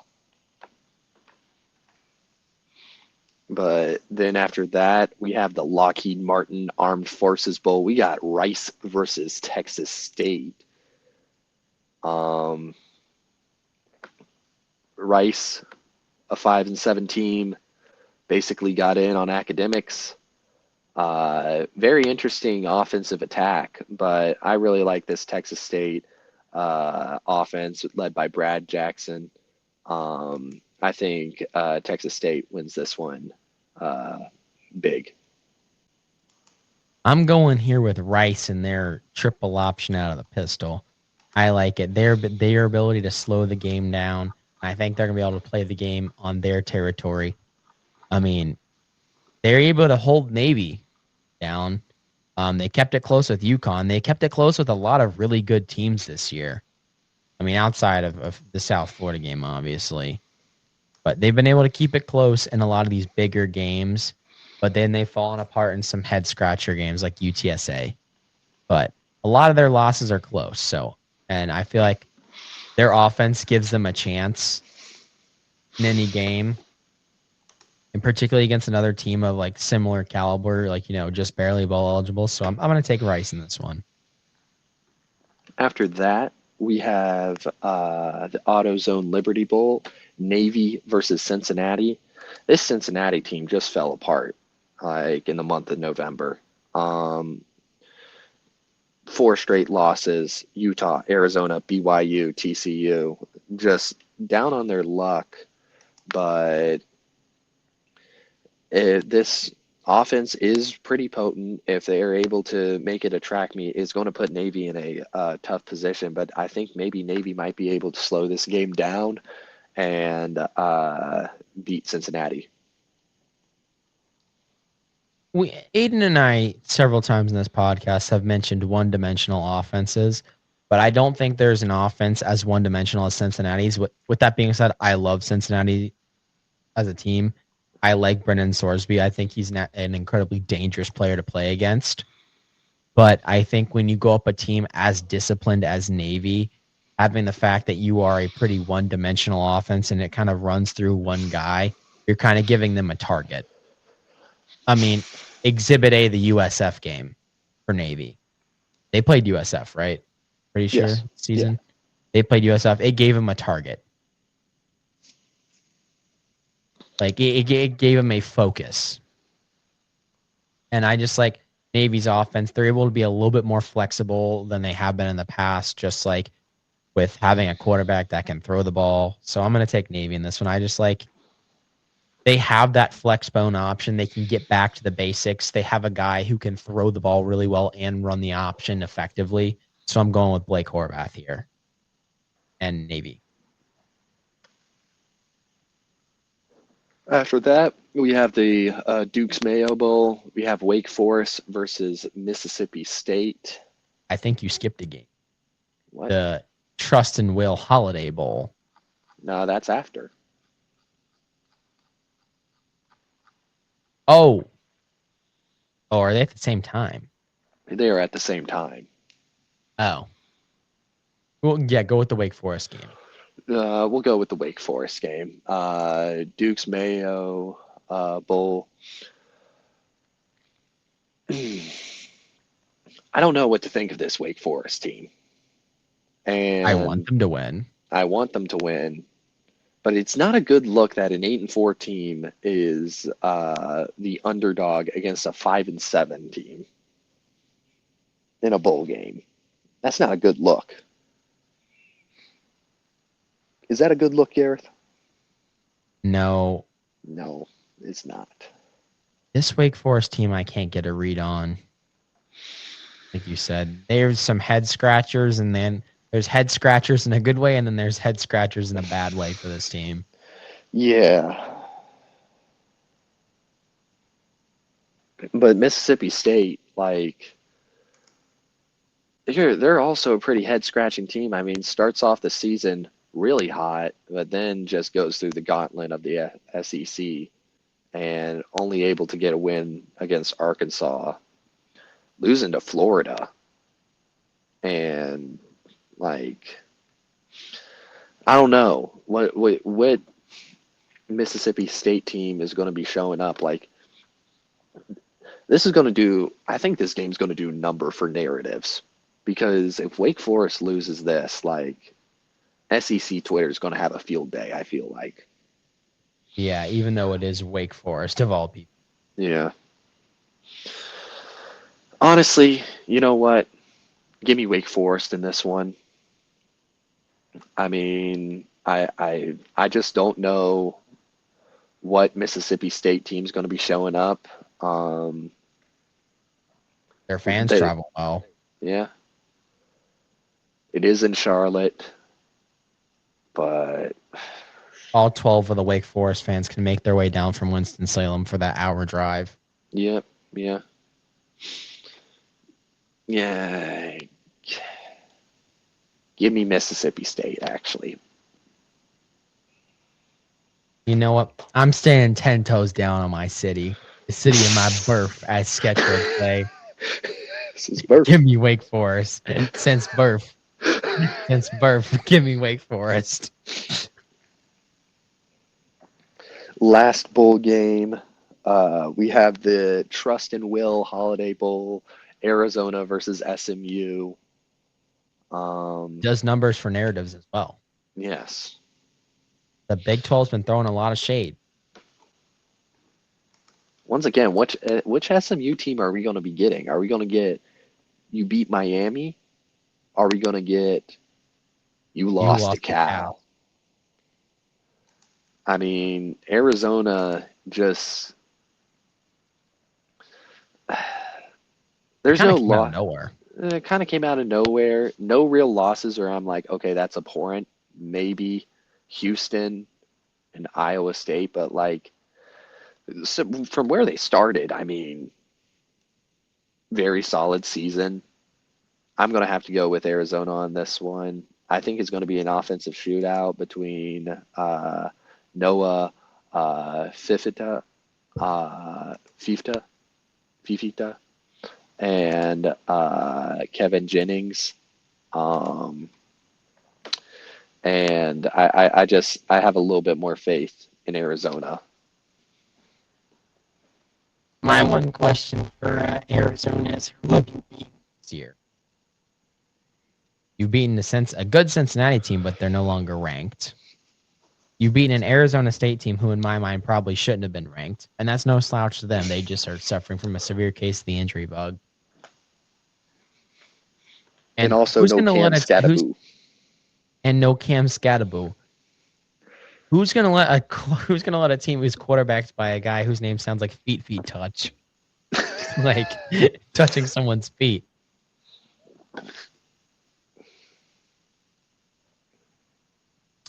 Give me SMU here. I like Kevin Jennings. I like this SMU team. I know they don't have the consistency of necessarily last year's team, but I think Kevin Jennings just brings, his willingness to throw that deep ball, throw it into dangerous places. Not saying Fifita doesn't. I'm just saying I like Kevin Jennings more. And I think SMU's upside is a lot higher than Arizona's upside. The floor for SMU is lower, but the ceiling for SMU is higher. There's a wider margin for error, if you get what I'm saying. Mm-hmm. Arizona's very consistent. I think they have a very inflated number 17 rank, but I will also say they beat the teams in front of them. I cannot knock them for just beating the teams in front of them. I'm not an SEC fan. I will give them credit for playing their schedule. There's no hypothetical games in that schedule, so I will not get into that. Give me SMU. No hypothetical matchups here. That's going to wrap up our bowl breakdowns. I want to touch on the Michigan situation a little bit before we go. Oh, we found out a whole lot more, and Aiden and I would like a chance to amend our statements. But let me start off by mentioning something Aiden and I said over text. You could write a Boondocks episode about what happened. Yeah, I mean, I don't regret anything that I said. No, because we didn't know. We didn't know, but I gave way more grace to Michigan than we should have. I thought, like, oh wow, they figured out something was wrong, and they acted on it immediately, and kudos for them. But they did not act on it immediately. Mixed reports have come in. There's some people that said that the victim came forth Wednesday and Michigan acted Wednesday, while I've seen other reports saying that this was a known thing going on, a known situation. And Sharon Moore was arrested for breaking into the house of the assistant that he had basically relation. Yeah. Very messy situation, and I guess if there's anything I want to redact, it's the respect that I had for Michigan in this, because originally, from the outside in, originally it looked like, oh, they handled this situation very well, but now reports are coming out, they might have swept some stuff under the rug and wanted to. They might have known about this for at least half the season. They might have, yeah, and that's where I kind of... Not the breaking in and entering, but the inappropriate relationship. Yeah, that's a no-go. Yeah, and it's apparently there's some other stuff that he was doing that wasn't great, and like they were planning on firing him after the bowl game. And one last point I'll bring up is there was some college football player on TikTok that I follow, and he's like, the reason, he goes, I'm not defending this. He goes, it's not right. But he's like, I'll let you know why things end up this way, why teams will sweep things under the rugs until the last possible moment. Because he's like, a college head coach is one of the few jobs where if the college head coach is suffering, it hurts everyone around him. It's not like the CEO of a company where if he goes down, it's a next man up. It's and a lot of times in these college programs is even if you're the interim head coach, your ass is likely on the way out too.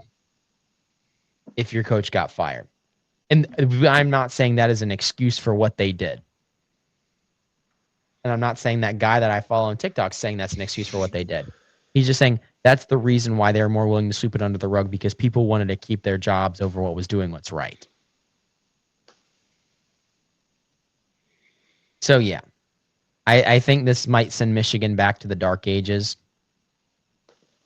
I've seen enough. Especially, They should hire Brian Kelly. Like, I think this might be like SMU, Penn State level death penalty stuff. Yeah. And I know you'll probably say, oh, but Gareth, Michigan's a national brand. SMU used to be a national brand. And look how long it took for them to come back. Used to be. Yeah. Now, do I think Michigan's going to fall as far as SMU did if they get death penalty? No. Yeah. But I think it could be ugly for a few years. Not that it hasn't been ugly. But this is a really bad situation, and the more we find out about it, the worse it gets. Yeah. But You want to touch on anything else? nope. All right, well, that'll wrap it up here for us here at Tobacco Road and Abroad. You got a nice week of two episode week from us. This is kind of fun. I know we said this would be a short episode, and here we are 2 hours and 15 minutes later. Yes. So, like we said, Aiden and I, of course, got down some rabbit holes. Mm-hmm. So, we appreciate you guys listening in, and we will see you next week for probably some early bowl recap from this weekend. There mainly have be one bowl game this weekend, and probably some college basketball. And a recap of the Army, Navy, and Heisman. Heisman and NFL. So, yeah. We appreciate you guys for listening, and we will see you next week.